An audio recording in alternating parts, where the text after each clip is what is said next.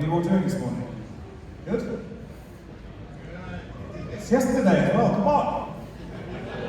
Let's try that again. Good morning, Amsterdam. How are you doing? Are you good? Good! Okay. So, as has already been touched on, we have a really impressive group of people joining us this morning.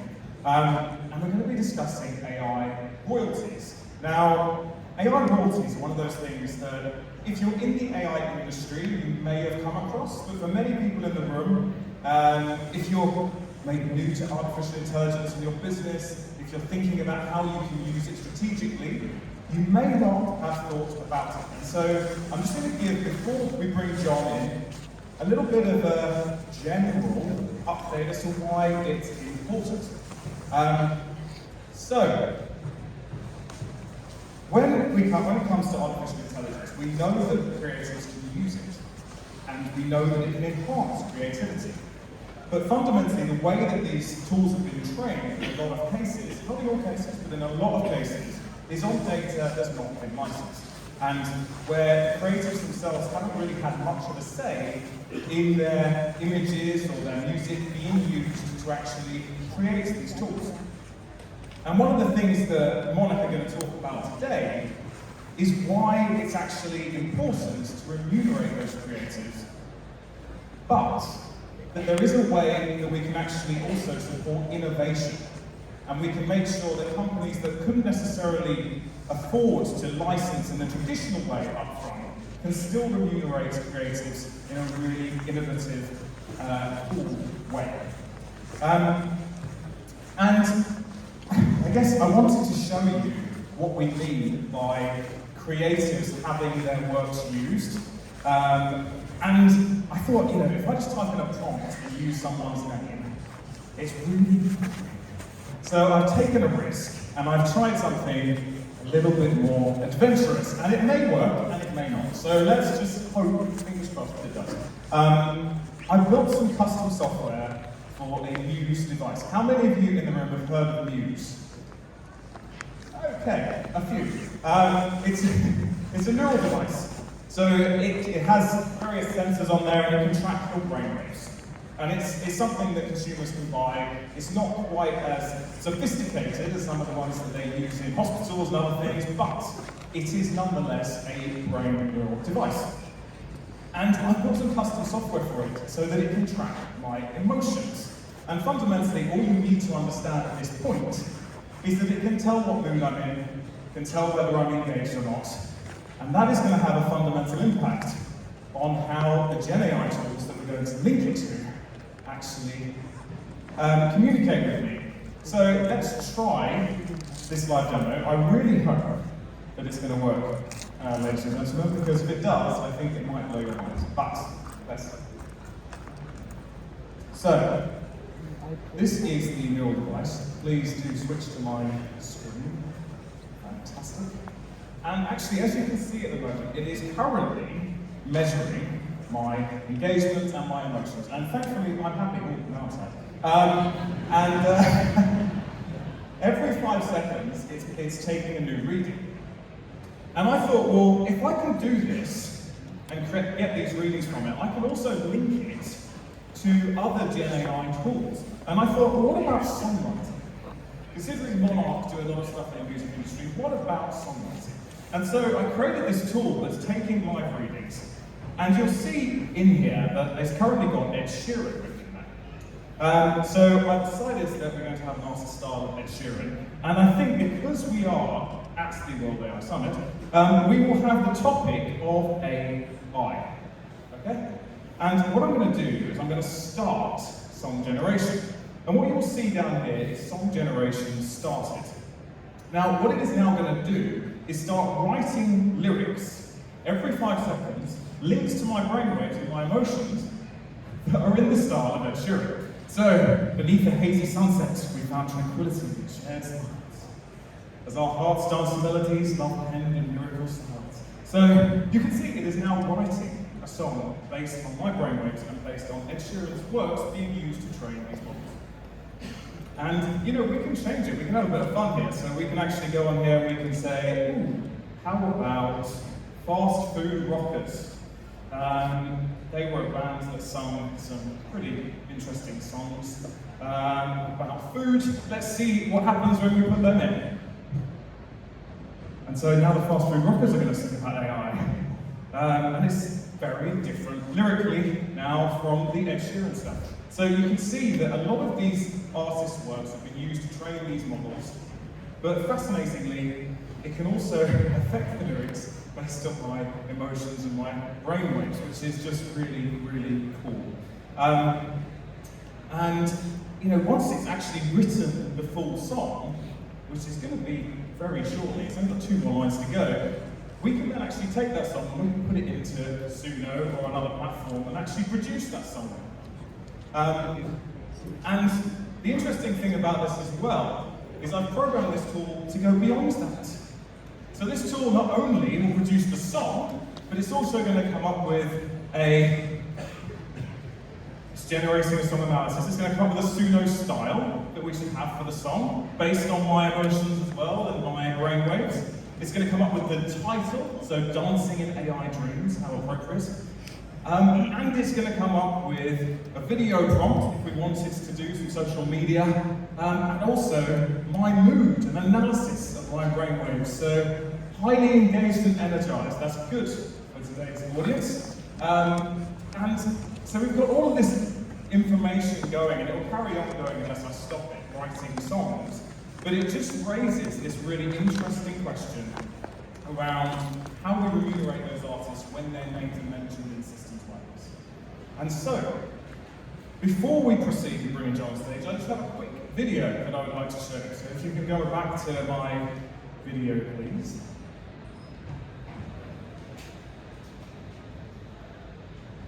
And this hopefully will set the scene for the conversation. It should be sound, so we'll start that again. Have you got the sound on?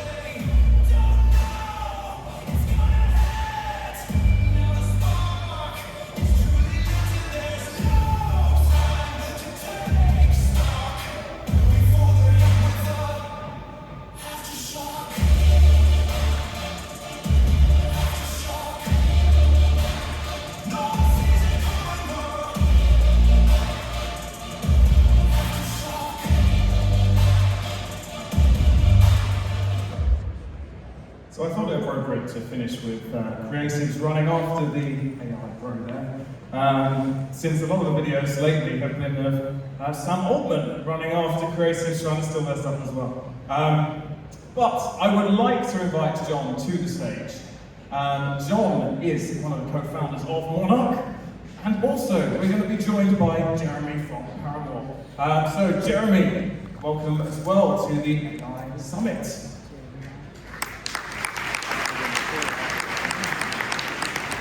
Hi John, how are you doing? I'm good, I'm good. Lovely audience today. Yes, fantastic. And hi Jeremy. Hi, how's it going? How y'all doing this morning? Excellent. Well, thank you so much for joining us from the US. I know you tried to get here, and it was not through your own trying. Unfortunately, with the government shutdown, there's been some other unfortunate impacts on air travel. But Jeremy was desperate to be here, and so he has joined us from the US, so we're really excited to have him. Now, when it comes to AI and copyrights and royalties, Monarch is really at the cutting edge, because a lot of the conversations today have been around, upfront licensing, and there's been real debates from the AI industry saying, "Oh, upfront licensing will kill our innovation. It won't allow us to innovate. It'll stop startups from innovating." But there's another way. And what's the Monarch approach? From our perspective, we believe in this principle called pro-AI, anti-theft.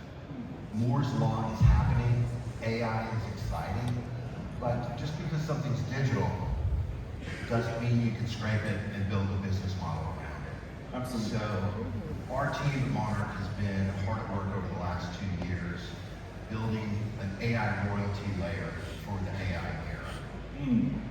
So that's a little bit about how we think about the problem and the Monarch solution. I mean, I think that's really fascinating. And, you know, from your perspective, Jeremy, I'm really keen to hear, as you know, a global artist who's had massive success. What's your thinking around AI royalties? It's so needed. It's pretty unbelievable. You know, I try to tell people all the time that AI is made to assist all businesses, just like the example you just showed live right there. And essentially, in the entertainment industry, we're so used to being stolen from that, you know, AI looks like the big bad boss at the end of the game that's impossible to beat. And so, very thankful to be here with the solution for those things, because it's really, the music industry itself has had, this has been an issue since almost the beginning, so I'm very happy to be a part of where we are right now in the world, where we can solve these bigger issues. Fantastic. And, you know, I think the work that Monarch's doing is something that is really needed, because I haven't heard enough this pro-AI, pro-innovation approach. And so, you know, what are governments currently thinking on this? Are they currently unaware of this solution, really? Yeah, so we've been working closely with the state of Tennessee, and Tennessee is kind of becoming ground zero jurisdiction for AI royalties. Usually legislation is kind of a lagging indicator, but oddly enough, over the last 3 years, Tennessee has really taken the lead. There's a bill called the Elvis Act, which was the first bill to protect name, image, and likeness. There's also a bill called the No Fakes Act with Senator Blackburn. It's a bipartisan bill, and it's the fascinating piece of this bill is this thing called the digital replication right. So what that means, for those of us from the U.S. or in the U.S., it gives every American a first ever property right, a digital replication right to their name, image, and likeness. Wow. So Monarch is kind of built on the rails of the No Fakes Act. And I think Denmark in Europe is also taking the lead on that as well. Denmark's doing a very similar thing, yeah. So we kind of expect that to become really, in all likelihood, something that EU will look at as well.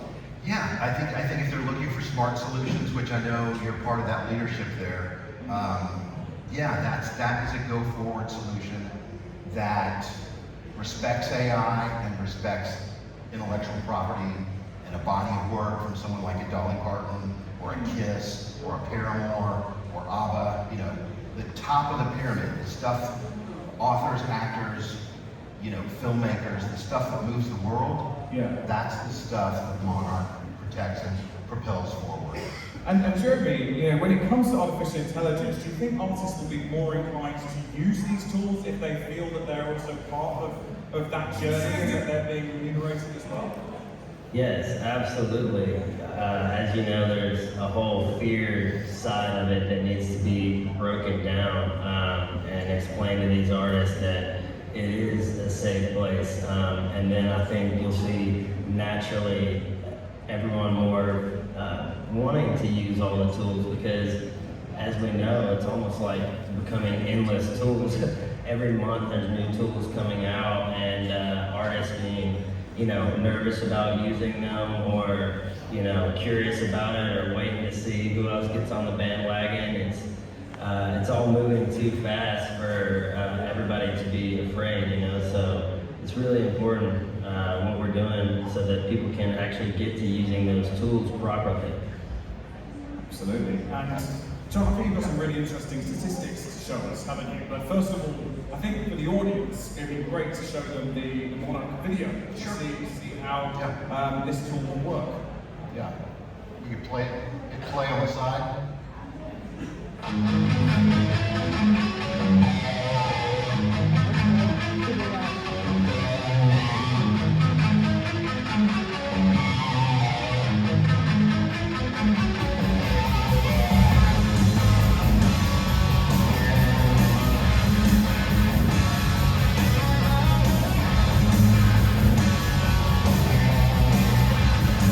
Welcome to Monarch, the operating system for generative rights management. Monarch is built for AI. We empower creators like you by protecting and helping to create new revenue from your work. Monarch members have access to a patented style fingerprint. And for the first time ever, IP owners can track 72 elements of an artist's body of work. Think of it as a style right. You may have heard senators and governors call it a digital replication right. But whatever you choose to call it, get AI ready soon. An actual property right, giving every American a right to their own style and likeness. It not only protects your work, it helps unlock completely new revenue streams. Monarch acts as a bridge, a transaction layer between your IP and AI companies. We ensure AI companies use your work in legitimate, legal, authorized, and auditable ways, which opens up new control and revenue for you and allows you to continue creating just like you normally do. Monarch tracks it all, offering a fair and transparent control, a little peace of mind in this fast-paced and ever-changing world. When you become a member, you can start making AI work for you and your IP. Monarch, we're pro-AI and anti-theft. Head over to monarch.com to request your demo and sign up for an upcoming intake. Monarch is the operating system for generative rights management. Now, John, when it comes to royalties, what we're talking about is when a name is used in a prompt, someone actually generates revenue. When we're comparing it to stuff like Spotify, how much revenue are we talking? Well, what we're really excited to announce today is our royalty rate. And what we're announcing is Monarch's AI royalty rate is 1,900% greater than Spotify's payout. So 19 times what Spotify is paying out, Monarch's AI royalty exponentially So if Jeremy's name was used in a prompt for a baseline or something, he would get 19 times more than he would have got from... So the use case there is if someone says, hey, I want a song that sounds like Paramore and Dolly Parton, right? Put that in and sudo, udio, whatever, kicks out your new work, your generative work. Then Monarch, the royalty layer for Monarch, spits out a 10-cent royalty. So 10 cent goes to Paramore, and I'm sorry, 5 cents goes to Paramore, and 5 cents goes to Dolly Parton. So it's pretty exciting. We've been working on it. The teams in Australia, London, Nashville, and LA have been heads down. So we're really excited to share that today. I mean, that's really groundbreaking stuff. So 19 times more remuneration. And Jeremy, how does that make you feel? Is that something that you think artists will then look at AI very differently? Absolutely. A cherry on top of an industry that's, to be honest, been made a little bit confusing to even make sure you're collecting all your monies, having a responsible, transparent framework that essentially does all of that for you without all the money passing through hands. And as soon as someone can create a prompt, you can be rest assured that you're getting paid for that, and it's incredible. Absolutely. And the other thing is, of course, that currently services like Suno and Udio have kind of restricted you from actually being able to use a name like Paramore. But what we're saying is, working with us, Paramore could have their name associated with their library stuff on there, so it would actually offer those services new features too. Correct. Yeah, they can get granular at the prompt level. Metallica, Motley Crue, Dolly Parton, ABBA, whatever your prompt is, you can get at the artist level rather than just the genre level. So there we go, ladies and gentlemen. It's not only helping artists, it's actually helping the users of these tools too. Absolutely, and it removes the liability for a Suno or a UDO. So I'm sure everybody heard about Anthropic's $1.5 billion loss for the book publisher world. So that liability that's on Suno's chest right now, through Monarch, that's eliminated completely.